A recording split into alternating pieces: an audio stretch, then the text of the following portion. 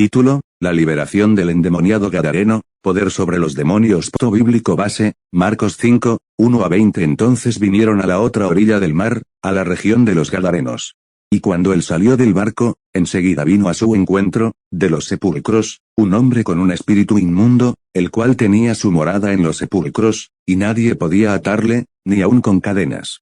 Porque muchas veces había sido atado con grillos y cadenas, mas las cadenas habían sido hechas pedazos por él, y desmenuzados los grillos, y nadie le podía dominar. Y siempre, de día y de noche, andaba dando voces en los montes y en los sepulcros, e hiriéndose con piedras. Cuando vio, pues, a Jesús de lejos, corrió, y se arrodilló ante él, y clamó a gran voz, diciendo: ¿Qué tienes conmigo, Jesús, Hijo del Dios Altísimo? Te conjuro por Dios que no me atormentes. Porque le decía: Sal del hombre, espíritu inmundo. Y le preguntó: ¿Cómo te llamas? Y respondió diciendo: Legión me llamo, porque somos muchos. Y le rogaba mucho que no los enviase fuera de aquella región. Estaba allí cerca del monte un gran hato de cerdos paciendo. Y le rogaron todos los demonios, diciendo: Envíanos a los cerdos, para que entremos en ellos. Y luego Jesús les dio permiso. Y los espíritus inmundos salieron, y entraron en los cerdos, los cuales eran como 2000, y el hato se precipitó en el mar por un despeñadero, y en el mar se ahogaron. Y los que apacentaban los cerdos huyeron, y dieron aviso en la ciudad y en los campos. Y salieron a ver qué era aquello que había sucedido. Vinieron, pues, a Jesús, y vieron al que había sido atormentado del demonio, y que había tenido la legión, sentado, vestido y en su cabal juicio, y tuvieron miedo.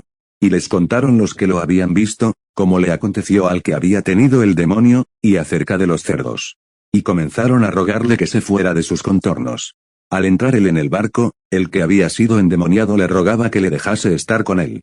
Mas Jesús no se lo permitió, sino que le dijo: Vete a tu casa, a los tuyos, y cuéntales cuán grandes cosas el Señor ha hecho contigo, y cómo ha tenido misericordia de ti.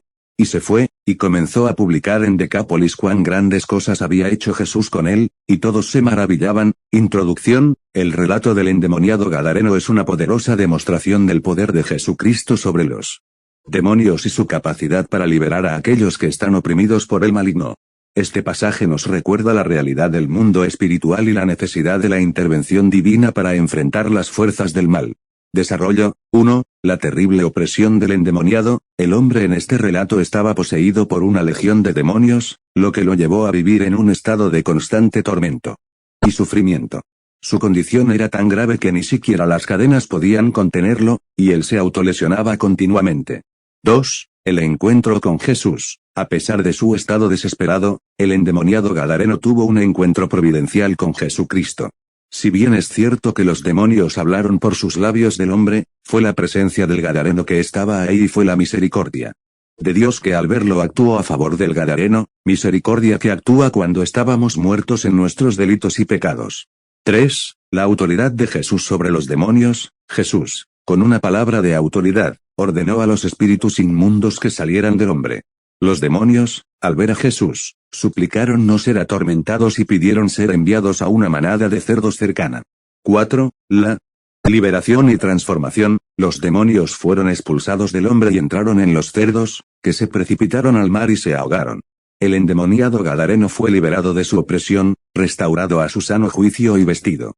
5. El testimonio y la misión. Jesús instruyó al hombre liberado que regresara a su hogar y contara las grandes cosas que el Señor había hecho por él. El hombre obedeció y se convirtió en un testigo poderoso de la misericordia y el poder de Dios en su vida. Conclusión: el relato del endemoniado gadareno nos enseña que, incluso en medio de la más profunda opresión espiritual, Jesucristo tiene el poder para liberar y transformar vidas.